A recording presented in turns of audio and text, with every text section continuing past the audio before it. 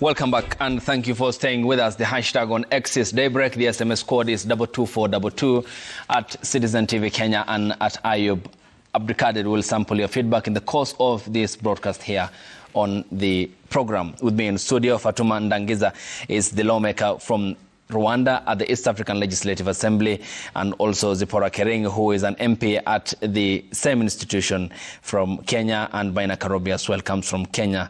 We were to have Guy Deng from South Sudan here on the broadcast and still expecting her in the course of this broadcast. Honorable Fatuma, the question of now, the criteria, how you arrive at certain minister appearing before the plenary where you, honorable members, sit.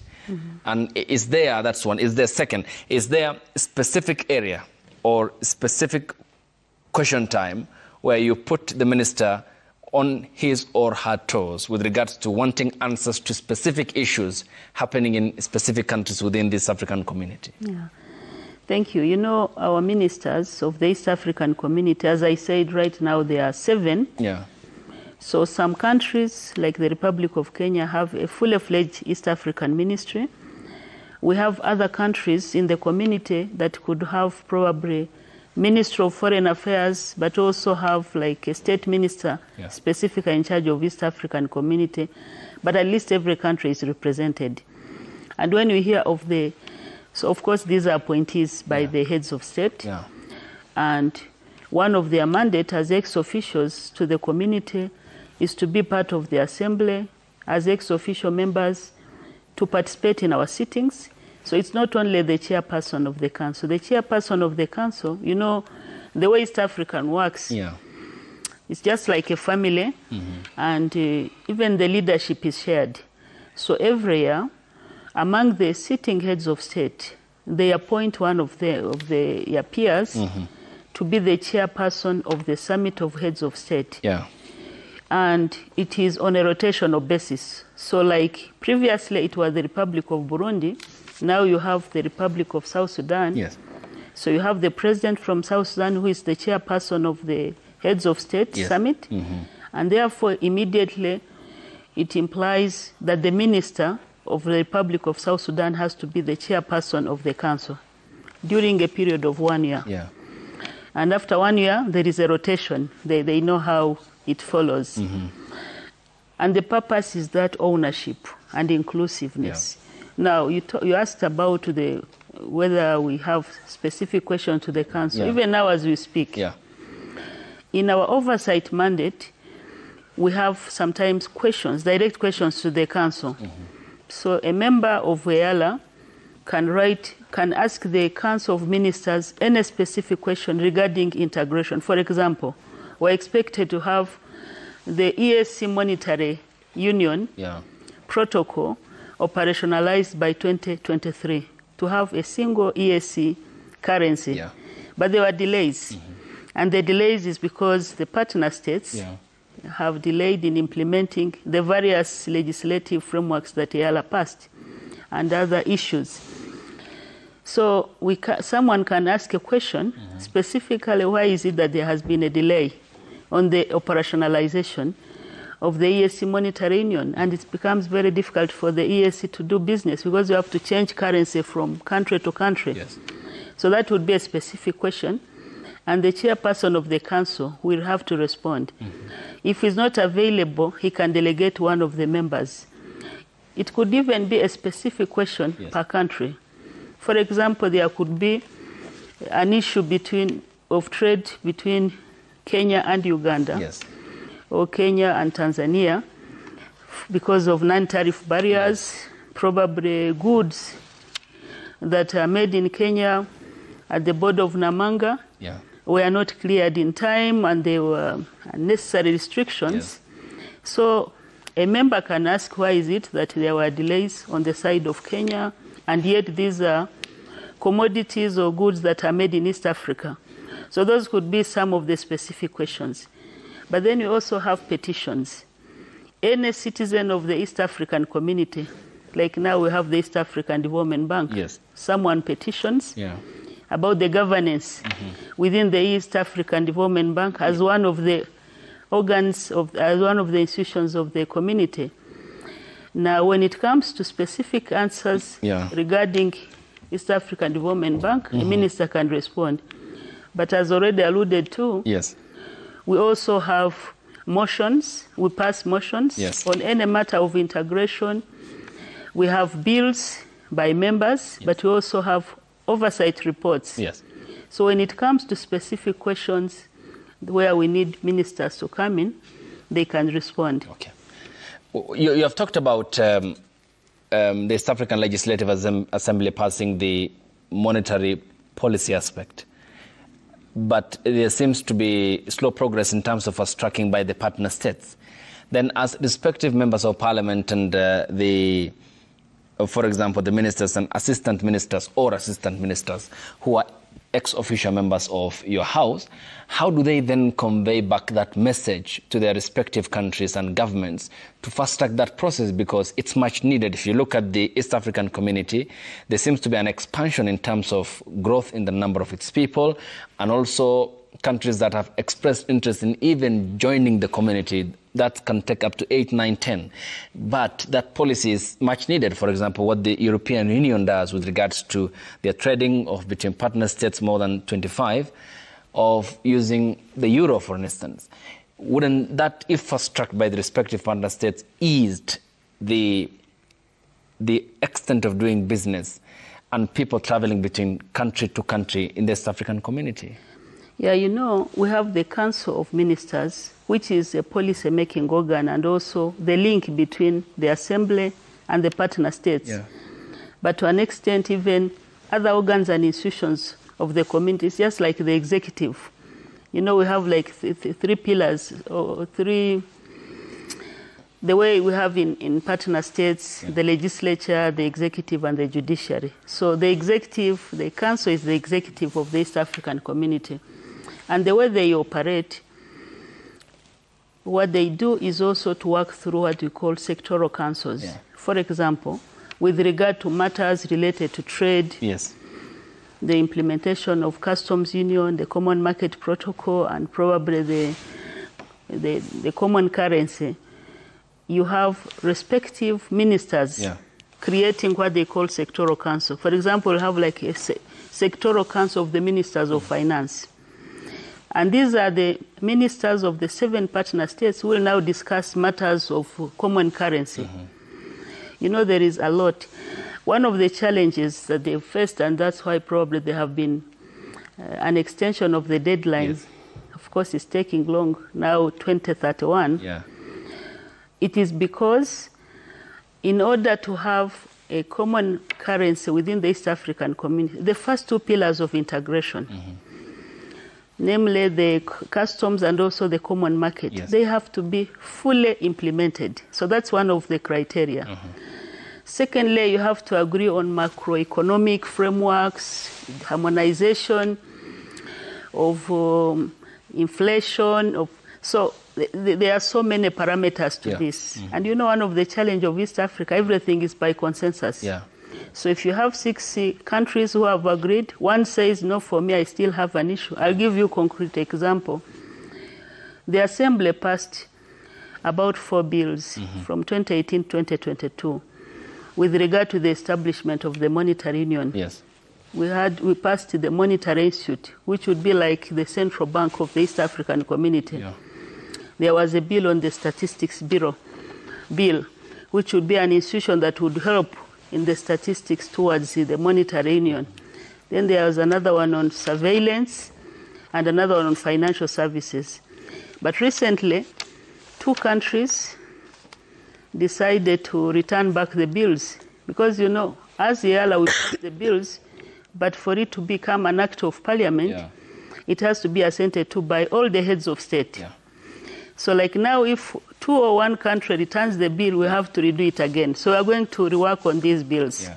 And they express their reservations. There are reservations, and we have to work on them because at the end of the day, we really want all countries to be comfortable. Yeah. Yes. Yeah, okay. Honorable Maina, coming to you then, how can that be achieved? The long goal of political federation and common currency, and that was meant to address some of the very glaring economic inconsistencies. And of course, we have had the history of disagreements between heads of states, then the integration coming together, but still we are unable to achieve the major goals when it comes to one amongst them, which is the towering aspect, the monetary union. How can that be actualized?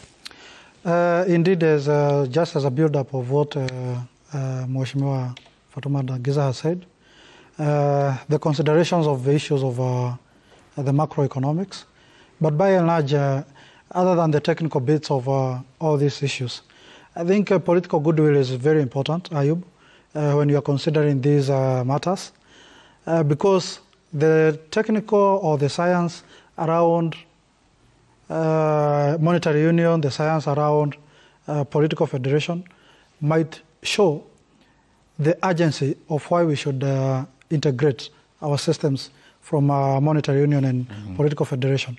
But then, without political goodwill, it becomes difficult. So I think the partner states needs to see the urgency and the necessity of us integrating our economies, us integrating our political space, so that we can achieve more.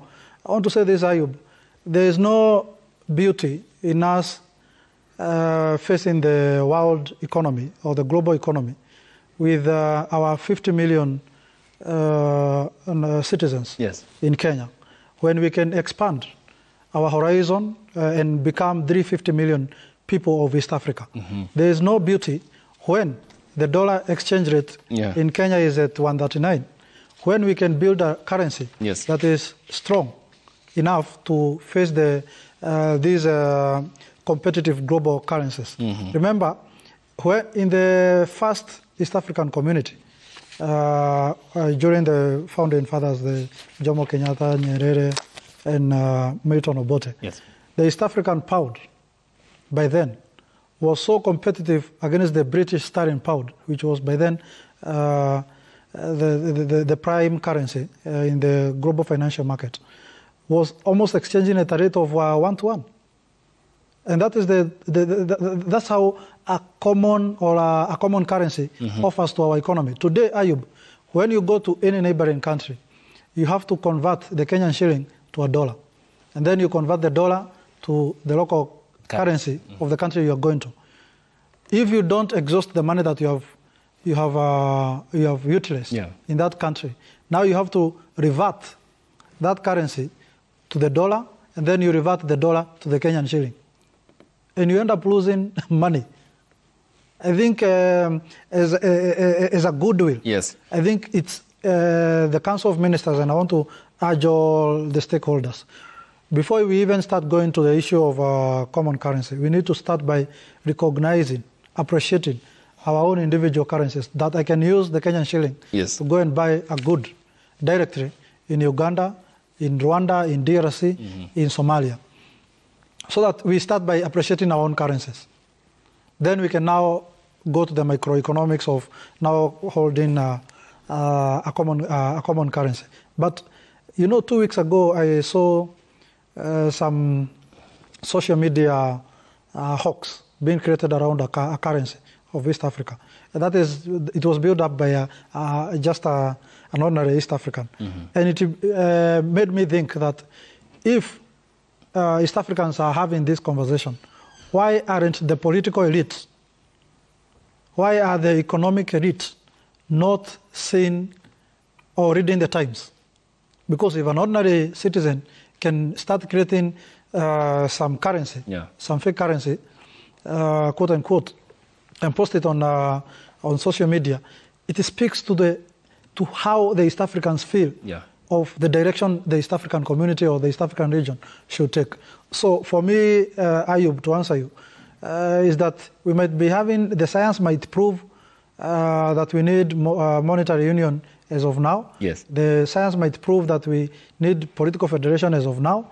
But if political goodwill is not there, it becomes difficult. And this political goodwill has to come from the heads of the partner states, is it? Exactly, and every one of us, even as members of parliament in our respective partner states. And it starts even, in fact, you don't have to push it up to the level of the president. It has to start with ourselves. as members of parliament, as council of ministers, because ordinary citizens are ready. You see, the initial idea was that we need to achieve monetary union by 2024, this year. Yeah. But then, out of what Mheshimiwa Ndagiza has alluded, pushed to 7 years again. We now pushed it to 7 years. Why? Why do we have to put 7 years? Do you know European Union was coming to benchmark on integration process in East Africa? But now they are so much ahead, such that you can use a passport from one country to move in all countries. A driving license in one country is recognized across all European countries. And I think that's the kind of integration we as East Africans need to aspire, and we need to make it as achievable as today, not tomorrow. Okay, Honorable Zipporah Kering, then, from the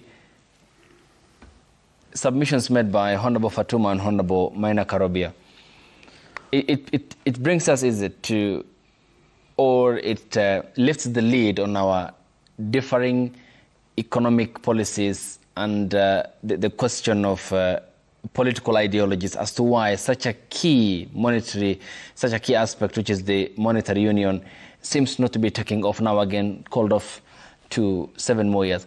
How can that be attained then? Are these differences the main factors as to why we are not achieving such a goal that, if implemented, could be a game changer with regards to the economic growth of the union? Yeah, like my honorable colleagues have actually alluded, the protocol of the monetary union is actually, I think, the most critical, because when we talk about a free market, free movement of people and services, this is about market. And the monetary union, the common currency we are talking about, is actually about trade. And you realize that when you come to Kenya, for example, when you look at the shilling of Kenya, the shilling of the United Republic of Tanzania, Uganda, and the rest, there is a major difference, you know, because our economic growth is not the same. We are not on the same pace, you know. Some of us are ahead, some of us are, you know, wherever we are. Now, I think the difficulty here is not actually about not coming together. It's about those experts who are actually to sit and to get that common currency. Ayub, it's not really very, very easy. The goodwill is there. The goodwill is there because when you look at the head of states, like in Kenya, when the president was giving us the speech the other day, you saw how passionate he was about this market of East Africa, where we have to have our own goods, we sell goods to ourselves, and even we package our goods, like we sell our goods, we export our goods as East Africans. But now the issue of the common currency is becoming a tall elephant, because putting together the shilling of Kenya and the shilling of Tanzania and the shilling of Uganda to come to one currency, it really needs that time and those experts to really make sure each partner state is taken care of. Bringing up, for example, now, like Maina has said, we are losing a lot of money. Even us as East Africans now, our dues are paid in dollars. And now when I'm in Kenya, I go with the dollar to URT, United Republic of Tanzania. I check the exchange rate of the Kenyan shilling to the Tanzanian shilling. So changing from dollar to Kenyan shilling to Tanzania now, and the reverse, we lose a lot of money around here. Unlike when we have our own currency, which there are two things here we are really looking at. Our own currency as East Africans, where we can walk around. And that is why you see even the trade. You don't find a lot of traders because of this issue of changing the currency. So it's not really about there is no goodwill. It's about the experts sitting and giving us the real deal about this common currency that will allow us now to do the trade. It can allow us move around.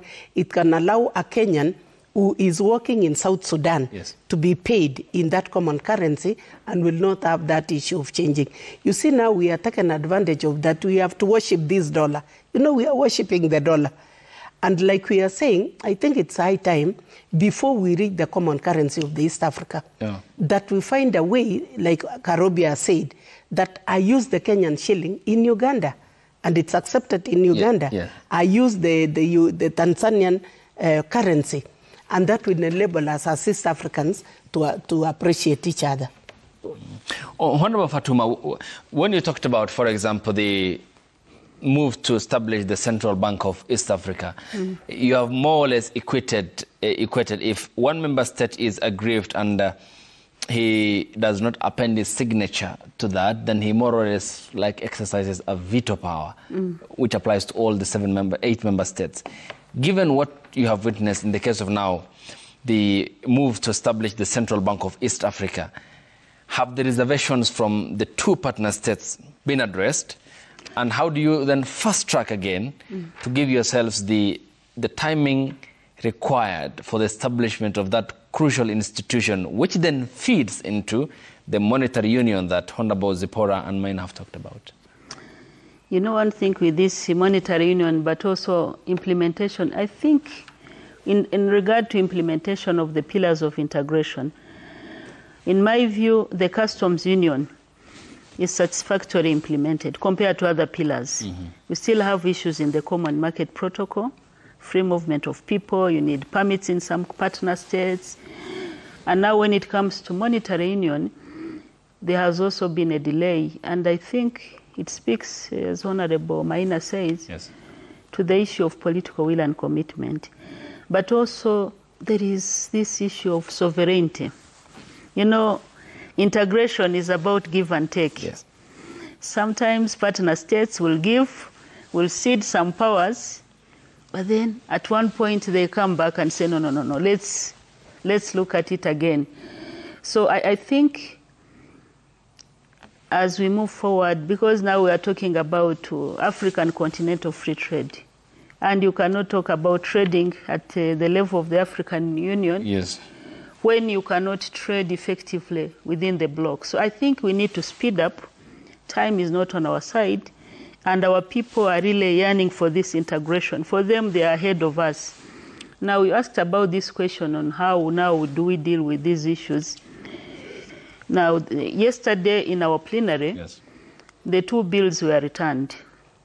We had reservations from 2 partner states. And when they are returned, they are referred to the relevant committees. So for us, we are going to give it urgency that it requires, because even the President, the Republic of Kenya, His Excellency William Ruto, when he came to address us, the issue of monetary union and also fast-tracking all the mechanisms to accelerate trade in our region, for him, he thinks the Assembly has to play its part. We've done our part, but we are going to fast-track the bills. So the good story is that every country has come up with comments on where they have issues. We are going now to go back to what we call public hearings. So we go to every partner states, and specifically now, if it is Kenya that had reservations or another country, we can concentrate on that country and engage where the issues. And then after that, we return now the bill with the views of the respective countries, especially those that have reservations, to the Assembly, and it is passed. Once it is passed, hopefully because other partner states didn't have any problem, then we hope all this, now so it will be 8 members now that we have Republic of Somalia, 8 heads of state will now assent to the bill. Now the other challenge we've had with this monetary union, like the monetary institute that I talked about, it has been assented to by the heads of state. But one of the challenges that we still have is which country to host this institute. Because you have like 3 partner states that all want to host this institute. So having consensus on who hosts. So again, it comes to interest, but also the fears. You know, everyone is saying, okay, I have my shilling, it's very strong. What if I do not follow closely with this central bank? Will I be sure that my value, the value of the shilling or the franc will be retained? So it's all these small issues, but overall the big picture is that the will is there, countries are committed. In fact, East Africa is one of the fastest. It is the fastest growing regional economic community within Africa. And many RECs, SADC, ECOWAS have been coming to us for benchmarking. Right. So despite these challenges here and there, for us as our role, especially in the oversight role, is to push, to remind our partner states to move as fast as we can. Yeah, okay. Honorable Maina, one of the key pointers envisioned in our constitution in Kenya is the question of public participation, seeking the views of the people. Honorable Fatuma talked about engagement with the people. How do you conduct that? Is it equally a requirement in the other jurisdictions, for example, and does it generally marry into Article 9, which establishes the Treaty of the East African Community in terms of compatibility between the voices of the people and the treaty that establishes the community? Yeah, indeed, public participation is a key tenet on any lawmaking process within East Africa. Remember, we are representatives of the people. Yes. We are serving the people. So it means that any lawmaking process within the East African community, we have to consider the views of the public. In fact, there are some bills that we have considered, and before they are considered within the parliament, they have to go the public participation. And currently, the public participation that I recently attended, and I think Mheshimiwa Kering also attended, is on the issue of political confederation, the fourth pillar of the East Africa community. We have carried out the process in Kenya. Yeah. It has also been carried out in Burundi and Uganda. Yeah. In Kenya, it is a constitutional process of coming up with a political federation. Yes. They are preparing the draft constitution that will lead up to that. And Senator Amos Wako is actually a co-chair. Is it a co-chair or a vice chair? A co-chair, a vice chair of the committee of experts. Mm-hmm. And it was carried out in the headquarters of the regions. In Kenya, it was carried out in north of the region in the country. Yes. That is Mombasa, Kisumu, Eldoret, Nakuru, Embu, and Nyeri. It's more or less, it's subjected to the same treatment as the public participation as envisaged in our law. Yeah, exactly. Okay. So public participation is a key tenet of or principle of lawmaking process of East Africa community. Mm-hmm. So, and it actually can make a bill to be rejected? To be rejected if you don't consider the views of the public. Yeah. Yeah. Honorable Zipporah, we have seen the processes in parliaments generally across the world because parliament houses of debates where you convince your colleagues and for you to gain their support. But when it comes to a crucial matter, does the politics of the region divide you members of parliament at the East African level, as we witness, for example, when it regards crucial bills before the houses in Kenya, Tanzania, Uganda, Rwanda, Burundi, the DRC, and the Republic of South Sudan? Does politics in any way pull you apart when it comes to crucial matters before the East African Legislative Assembly? Ayub, before I call myself an East Africa, I'm a Kenyan. Yes. And that's why even when I'm introducing myself, I say my name is Zipporah Kering, East African Legislative Assembly, originating from Kenya. Yeah. That means first, it is my duty is the interest of Kenya in the community. And in our Legislative Assembly, remember we say, one people, one destiny. We want to be together, and we want to move on the same page. We want to look, we want to convince other people, look at things probably the way Kenya we are looking. So we are not actually divided. Like when we were moving in Kenya to East Africa, remember there is the Kenya Kwanza and there is the ODM. Yes. We were elected here from the different parties. But now going to East Africa, we go as Kenyans. Okay. That we don't have political divide from the originating partner state. And also in East Africa, like if we have an agenda that is originating from Kenya. For us to move together, we really have to do a lot of mobilization. we really have to bring our honorables together. We talk to them. We tried to reason together.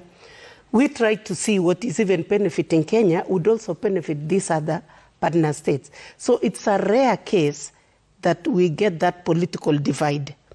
We really try to avoid, because the issue is one people, one destiny. And if we want to be one people heading to one destiny, we don't allow these divides that come as a result of political parties, different partner states, like we are in East Africa. Yes. When we are articulating issues in East Africa, I have to have at the back of my mind that I'm not just talking as a Kenyan. I'm talking as a Ugandan. Yes. I'm talking as a South Sudan. I'm talking as a Rwandan. And therefore, whatever I am talking should be consumed by all the partner states that I'm representing. So our assembly is an assembly whereby you really have to be a diplomat, and you really have to do something that will not actually hurt any of the partner states, because each one of us there is in East Africa representing the interests of our own partner states. But here, this is where we try to come together, and we also make the East Africans to be together. Yeah. Like, for example, Ayub, if a Ugandan gives me an issue, I will not be handling it as a Kenyan. Yes. I'll be handling it as an East Africa. And if I handle that issue to the expectation, to the interest of that Ugandan, you see, that is when I will have actually made this integration to be real. That a Kenyan can help a Ugandan, a South Sudan can help a Tanzanian. And that is the kind of a community that we want to come up with, so that we are strong and we work against the forces of the the people who actually used us earlier on, as their slaves. Okay. Honorable Fatuma Nangiza, let's talk about political federation as pointed out by Honorable Maina Karobia. How does this help the cause of the East African community? You know, political federation is the ultimate pillar of integration. That's where I would say it's just like our destination. That's where I want to be. Of course, initially, and what does it mean? It could mean different things, but we're envisaging a time when East Africa might have even one East African government, one president, one parliament, and try to harmonize our foreign policies. For example, if Rwanda doesn't have representation in a certain country and Kenya has an ambassador, represent Rwandan interests. So we want to reach that level, a time when our defense forces can protect the entire East Africa. But of course, in that process, as I said, the issue of sovereignty, because every country wants to still be sovereign and retain its powers, and there are always some fears here and there, especially because there was a breakup of East African community. So countries are mindful.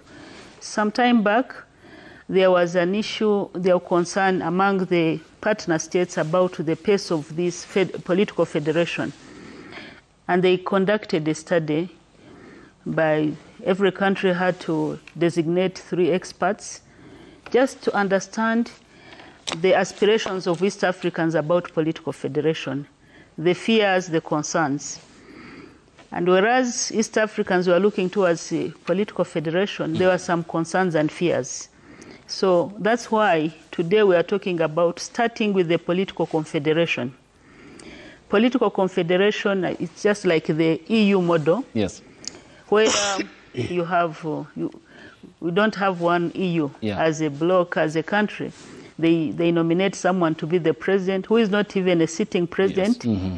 And then they also have, there is a way they work, allowing every country to have its retain its sovereignty. Someone lead the foreign affairs. Someone, for example, Ursula von der Leyen. Lead the foreign affairs, and then another one will lead another sector. And also the African Union is almost like that model.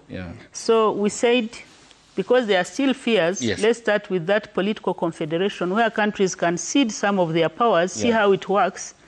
And this is the process where there has been consultation in partner states. to come up with ideas on having political confederation constitution. And as we talk now, there are so many other policies and protocols, like the foreign policy coordination, the security policy coordination. And ultimately, we hope we shall have a federated East African community. So we are working on this parallel with other pillars of integration. Yes. And I think it's a good start that we started with this political confederation. Yes. Once it works, then we can probably go fully fledged. And then slowly by slowly, we learn how to work with, integration is about trust building. Yeah. I need to trust you as Kenyan. Yes.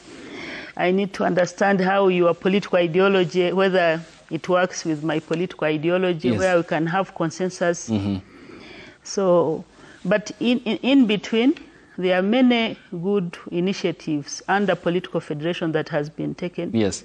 For example, we have a forum that brings together our the heads of our judiciary, the chief justices. They meet, share views, benchmark from each other. Yes. We have a platform that brings our IGPs.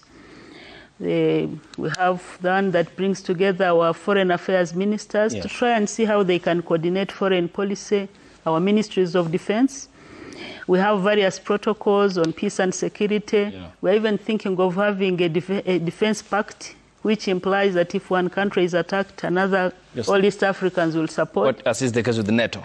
Yes, so there are so many parallel initiatives going on, and I think all this is moving towards political federation. Okay, Honorable Maina Karobia, then you told me it's a 5-year term, that is before your term lapses as members of the East African Legislative Assembly.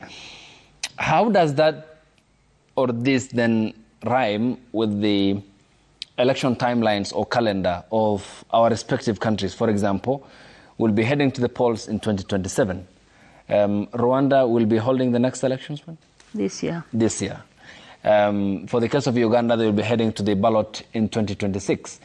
How then does that come to effect? Does it then mean that the Ugandan Member of Parliament by 2026 will be called back or his term will expire? For your case, does it mean that then, and the other Kenyan MPs at EALA, by the time we head to the polls in August 2027, then a new government comes into place? Of course, there will be another elections. I mean, how do all these events corroborate? Ayub, the term, or the tenure at EALA is 5 years.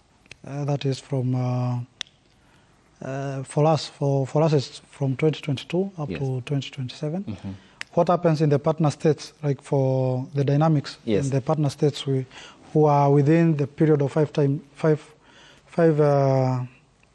5 years cycle. The 5 year cycle will be conducted elections. I think now a member of parliament can choose from EALA to go and vie in their partner states. But I want to say that your tenure is on these 5 years. It doesn't. It's not that when the partner state will be doing its election, you now have to be recorded for them to send another person. Yeah. So there's that security or that guarantee. So it's not in any way affected by the election timeline? It is not affected in any way, because the East Africa, we operate from the East African point of view. And even the other office bearers, like the Secretary General, the senior officials within the EAC, they also have their own specific timeline. And like Mheshimiwa Fatuma Dagiza told you about even the Council of Ministers, the chairmanship, and even the chairmanship of the Heads of State Summit. There's that specific time that is stipulated within the treaty of establishment, which now all of us, even as members of parliament, we are subjected to it. So I don't think there is, it is stipulated that when you will be having your when the elections of the EALA members of parliament, it is within the specific times of when you took oath to when the term will be ending, unless something occurs within the period of the 5 years. Yeah. So that's how it is considered, and I hope it is not a leading question. Yes, Honorable Zipporah, because we are talking about integration, and this isn't the only regional integration that is in action at the moment. We have SADC in Southern Africa, you have ECOWAS, you have COMESA, and some member states double also partner states in the other, for example, setups or the frameworks that also are active across the African continent. Again, even as you seek integration at this African community level, how do you further integrate with these already existing bodies across the African continent, creating, for example, a landing spot for all in terms of equivalence? Say if we were to implement the Africa Continental Free Trade Area, because that involves the entire African continent. Again, another level of integration. How do you achieve that? We said, this is we are building up an East African community. And remember, when I think it was Honorable Ndagisa, who is actually our senior and is serving a second term, is that when you look at the East African community, it began with 3 partner states, that is Kenya, Uganda, and Tanzania. And it has developed and bringing in other partner states. You realize the other day we've had Somalia coming in, that even I believe our next plenary, we will have a sitting as the 72 members, because we will have had Somalia coming in. We have these other communities like the SADC, the ECOWAS, and the rest. When our president gave us a speech the other day, you had them very passionate, and actually, we are not actually looking at as East Africa. We are looking at Africa as a whole. We want to come up with that Africa. The Africa that maybe in the earlier years, or in the earlier years, we were seen as a dark continent. We want to remove that analogy that we are a dark continent, in that we cannot develop, we cannot even stand on our own, we cannot do things on our own, we cannot trade on our own. So you see the SADC, the ECOWAS, and the rest, all of us are actually championing a united Africa. So that by the end of the day, if we have a united Africa, we are able to compete with the rest of the continents. And as you see even now, the AU chairmanship, the AU slot, is meant for East Africa. And when the president talked the other day in his speech, it is not even about Kenya championing for their person, because it is an East African slot. East Africa has to be united, and I am happy the summit members, being led by our president, is actually doing a lot of, a lot of lobbying and sitting together and coming to a common goal that let's present one candidate as East Africa, so that we have that backup, we have that strength, and we move as East Africa. And when you look at this also, the rest of the communities are not our competitors. We have to do that, because to unite Africa, it cannot just be united by one community. But what we are doing now as East Africa, like we've had Somalia, soon we'll have Ethiopia, soon we'll have another country. But as East Africa now, we want to be a strong community. That even when we look at the communities in Africa, we want to count as ourselves a very, very, very strong community. And indeed we are, because we have what it takes to be that strong community. Look at the kind of the leaders that we have that are really passionate about uniting Africa, that we really want to phase out the dependence. We want to be independent ourselves as Africans and stand on our own, do market of our own, and actually enjoy and appreciate our own goods. Like we are saying, Ayub, as East Africans, we are encouraging that why would I be very fast to buy a commodity from Turkey? Why would I be very fast to buy a commodity from China, while there is the same commodity from the Republic of Tanzania? Why am I not happy to buy from my East African? So we want to encourage even the trade within ourselves and actually appreciate what we have as East African, like the shoe you are putting on. I don't know if this is one is from America. It's an African made. Or it is an African made. The attires you see us putting, I'm happy to see my sister Ndagisa. Yes. She's putting on an African attire. Yes. And we appreciate what we have as East Africans here. All right. Honorable Fatuma, that then brings us to the question of, she talked about Ethiopia and the possibility of integrating into the community. Then you are talking about 100 million plus country in terms of its population, the second most populous country in the continent after Nigeria. You already have 350 million, so you are talking about 450 million people. Let's work with that number. I mean, beyond the number, this is a population that is largely made up by young people. And women. And women. Who make up a large percentage of the labor. You look at agriculture, they are present. You look at all the other spheres, and they are so productive. How can this be then turned to be an economic unity as well, with regards to a population or demography that is more than even the number of the United States of America? I think only third or fourth, if that's minus China, India, Pakistan, and Indonesia. Then tap into the possibilities of economic unity of more than 400 million people that you have at your disposal, who can be the cause of that integration politically and also economically. Yes, I think that's why many countries now want to join the East African community. We started 3, now we are 8. Hopefully we shall even go beyond 10, 15, and why not many countries of the continent joining the East African community. I think one of the motivation is that big market, the common market, currently of 350 million.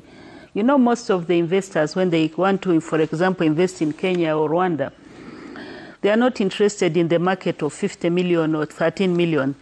The moment you're attracting a big investor, they will say, okay, how big is the market? And you say, no, if you come and invest in Kenya, then you will have a direct big market of East African community, which is 350 million. That will attract someone to come and do an investment here in Kenya. But even before we attract investors from outside, we have to see how we increase our intra-EAC trade. You know, EAC has been doing well compared to many other regional blocks. We've been a model, but it's not enough. When you look at the level of trade, it is still low. We've been engaging with the traders here in Kenya, but even the president the other time talked about it. We are between 15 to 25% intra-EAC trade, which is still low compared to the European Union, which is around 70%. And why is it that despite the very good protocols in place, customs, harmonizing, having a big market, we still have this low level of trade? I think it's the issue of mindset. East Africans we are still looking at outside East African market. Before you look into our market, we have to do more intra-EAC trade. We have to remove the non-tariff and tariff barriers. Why should we have broad blocks on the way? So many way bridges. Why corruption on small things? So we need also to see how we can also improve on our production capacity, so that we have a lot of manufacturing companies in East Africa.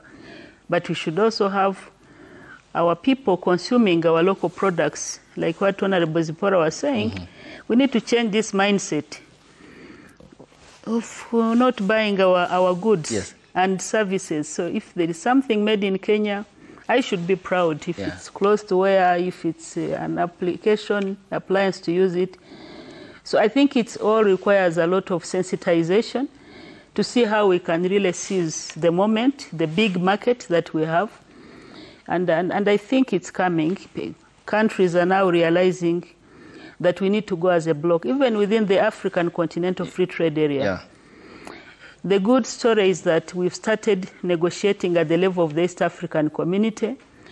And East Africa is being taken as a role model, especially our customs union within the EAC Continental Free Trade the Continental Free Trade market. And when we trade in the African Continental Free Trade market, we need to go as East African bloc. You cannot trade alone. So I think that is also another motivation, that there is a sense of urgency to see that we improve trade and also utilize the big market in our community. Okay. Honorable Maina Karobia, then how can that promotion be done based on the trade that ought to be inward-looking than outward, as she pointed out, with regards to the volume of exports we do to the European markets, for example, given that if we were to do that within the context of the East African community, then that could lead to a lot of economic activity. I mean, how can we lessen our attention away from the other markets, including in Asia, in Europe, and also in the United States? I think just to build up from what Ambassador Fatuma Giza has said, first of all, we remove the tariff and non-tariff barriers. We first of all recognize and harmonize our market, because as it has been said earlier, we have a common market and we have a customs union, which I think by and large so far we are doing well. But we need to domesticate some of these provisions that are actually anchored on those protocols that have actually been passed by the Assembly. They need to be domesticated in our sovereign countries, that indeed we appreciate the goods, yes, the trading interest among our people. Mm-hmm. It starts from that level, domestication of these protocols and laws. So the other thing is about our production capacity. I think I want to challenge the private sector mm-hmm. On this particular issue, that we need to have the high quality products so that they can be competitive in the region. It is one thing for us to say that we want to buy products within the region, and it is another to have what you would call competitive products. So I want to challenge our private sector that we indeed have to produce quality and competitive products within the region, so that now people can look at the cost of getting a T-shirt, quality T-shirt in the region, compared to having the same quality T-shirt outside East Africa. So how we can increase this intra-East Africa trade is also in looking at our production capacity and also the quality of products that we are getting from the region. Mm. But indeed, the cost of production also, the private sector will now come and ask me, what is the cost of production in the region? Okay. And I think now it comes to the government that we need to provide incentives to the private sectors. We need to provide some incentives to some of these interested people in these areas, so that now they can find the cost of production being reduced. And from that, we are going to have many industries, many manufacturing institutions, and that we are going to have a more industrialized and more vibrant economy within the East Africa community. All right, let's finish up with this and then sample the feedback. Honorable Zipporah, starting with you. When you had your sittings here in Nairobi, the President, Dr. William Ruto, had a clarion call for you members of the Legislative Assembly, and he said, we have to support Odinga's cause, Raila Odinga. We talked about political federation and the unity, which is the ultimate pillar to achieve this African community's goal. How are you taking these campaigns down home, starting with you, Honorable Zipporah? And in the event Odinga wins the seat and it comes to East Africa after Musa Faki Mahamat, will it be then the conveyor belt for further unity in terms of political federation, having produced the African Union Commission chairperson in the event he wins that seat? Ayub, I earlier on said that as East Africans, we want to forge a common goal. We want to be a united East Africa. As you are speaking now, the President actually talked about, and I said this, it is not about us Kenyan grabbing the opportunity. It is about what we are offering as Kenyans. When you look at Raila Odinga, the former Prime Minister, when he filed for presidency here in Kenya, this is one person that we have in Kenya as a resource that we can offer, we can give out. And when our president actually stated that is supporting Raila Odinga. He's not just supporting from Kenya, but he's also getting out of his way to get to the other heads of his states in the East African region, to talk to them, to talk with them, and to actually weigh and to see. And if there are other candidates from the East African community going for the same seat, it becomes an opportunity now that they sit and harmonize and see, you know, who is better, and in terms of if we propel this other person, because this is a very competitive process. This is not just a give and take. This is something that they really have to wrestle about it, because there are others that want the same seat. But because it is time for East Africa, we have to come together as East Africans and to claim that slot that has been given to us.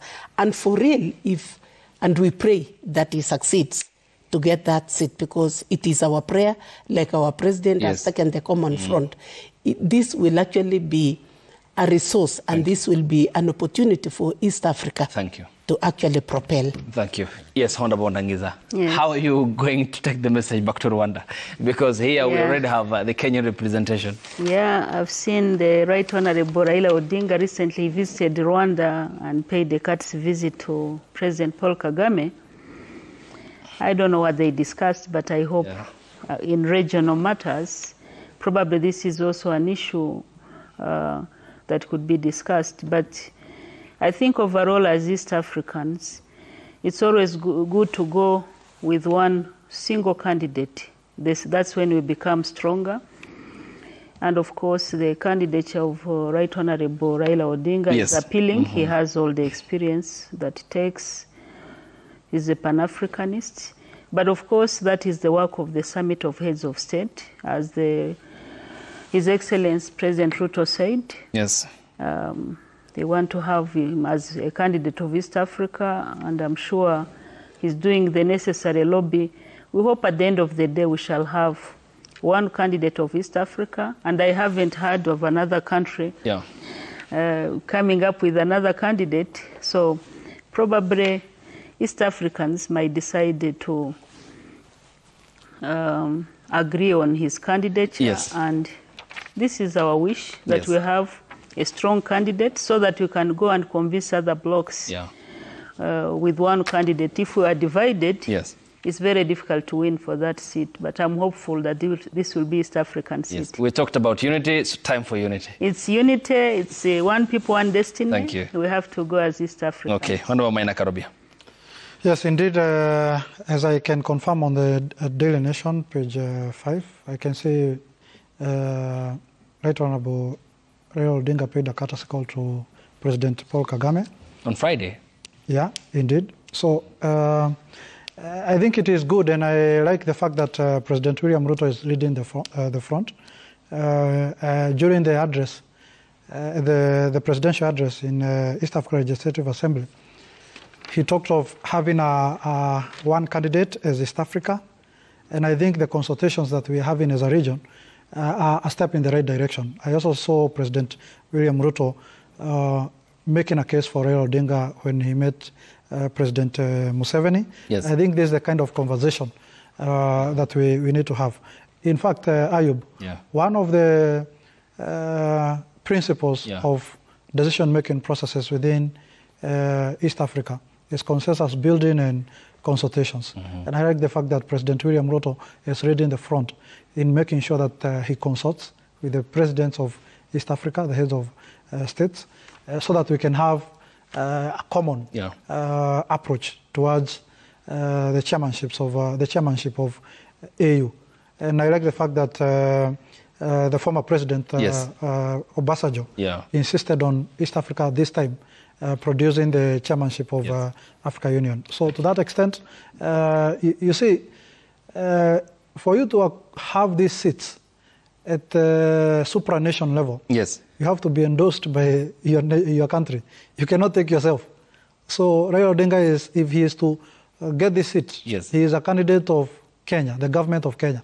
So I like the fact that President William Ruto is taking a forefront approach towards this. And I can only wish Right Honorable Raila Odinga all the very best, and let him work together with President William Ruto in his campaign. Thank you. Thank you. Let's now sample the feedback, and if there are questions, then we can put up to the honorable members here. And this is what you said on the hashtag X on Daybreak at Citizen TV Kenya and at Ayub Abdikadir. Sir Nixon Nigure says the East African Community Anthem, which is a 3-stanza composition written in Kiswahili, exhorts East Africans to pursue the virtues of unity, patriotism and hard work while cultivating a spirit of comradeship. I beg it be taught and sung in all schools. Godi Barasaware says the East African Legislative Assembly should work around the clock to ensure that the East African community is safeguarded from trade exploitation by other countries and the common currency is embraced by 4 member states to do business freely. Okelo Mwalimu says the EAC dream will be realized the moment all the leaders put their political and commercial interests aside and work together towards converting the community to an economic union. They must desist, he says, from seeing weaknesses in the neighboring countries as opportunities to exploit.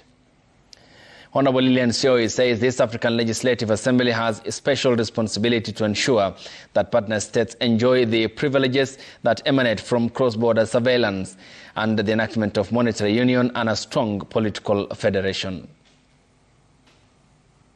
Next says, from Gashora, he says, the different currencies we have are a leading stumbling block in the way of more effective and robust integrational trade. The East African Monetary Union Protocol 2013 laid a groundwork for a common currency within 10 years. Why hasn't it been implemented? Jaya Musoma says, kindly ask the East African Legislative MPs on the panel if the East African community has taken a position on the plans by Kenya to deploy 1,000 police officers in the failed Haiti mission, or is it out of their mandate? You will respond. Unnamed says Ugandans and other foreigners have excessive freedom in Western Kenya, walking freely and doing business, but Kenyans have no breath in Uganda. They are harassed and taxed heavily and heavy bribes by Ugandan police. Why is the Yala Legislative Assembly silent about this? Bob Otieno Winner says it will be a difficult task for the East African community dreams and endeavours to be successful because there have been mistrust among the member states, especially between Kenya, Uganda and Tanzania. Next one, Engineer Lazaro says creating one common currency is pipe dream which will never see the light of the day. The East African Legislative Assembly should concentrate on establishing intelligence sharing methods, standby intervention force and free flow of goods and robust dispute resolution team. Esawe says the challenges persist within the East African community, notably in infrastructure and coordination at border ports. Poor infrastructure raises costs of the costs and hampers trade flow, while economic dominance by certain states can create uneven benefit from productivity gains. Okelo Mwalimu again says the question, if not if the EAC Assembly is functioning effectively, what should worry us more is whether or not the resolutions made by the Assembly have legal implications. What happens in the event a member country chooses to ignore the resolutions made by the Assembly? You will respond to that as well. This one is from Agumba Steve. He says, it's straight having the EAC legislators sit and meeting every part of the East African region here. But the main concern is what have they achieved as an assembly? Is just formal meetings or targeting achievements? Let there be harmonization of policies for the benefits of all countries. First of all, we start with Haiti. That's not part of our mandate. He pointed that out. So. Yes. And he talked about also the question of one of the viewers talked about the question of the standby force in the case of the DRC, the deployment by the South African community members. Is that, from security perspective, Honorable Fatuma, a way to go? For the case of NATO, if one member state is attacked, then it's equivalent to attacking all the member states. Yes, I think that was a landmark initiative by the East African community for the first time to have an East African standby force sending peacekeepers from East Africa to go and support the Democratic Republic of Congo, implement the Nairobi peace process and the Luanda peace processes. Yeah. Unfortunately, for some sovereign reasons, their mandate was not renewed, but I think so far East African force did very well because it was able to stabilize the conflict and help the country push some of the armed groups. So I think that's something to be proud about, and there are lessons learned. Yeah. And going forward, I think these are some of the mechanisms that we should put in place so that East Africans feel that they are together in difficult times and good times. All right. Yes, but I think overall, from the feedback of the viewers, the viewers, first of all, I really want to appreciate our viewers because they've been so keen and they have raised issues. Some of them are challenges to us to see how we can improve our work as an assembly. But what I gauge is that really East Africans are so eager to see this integration fast-tracked, and they really want to see the benefits of integration, especially in the area of trade. They don't need barriers to trade. Yes.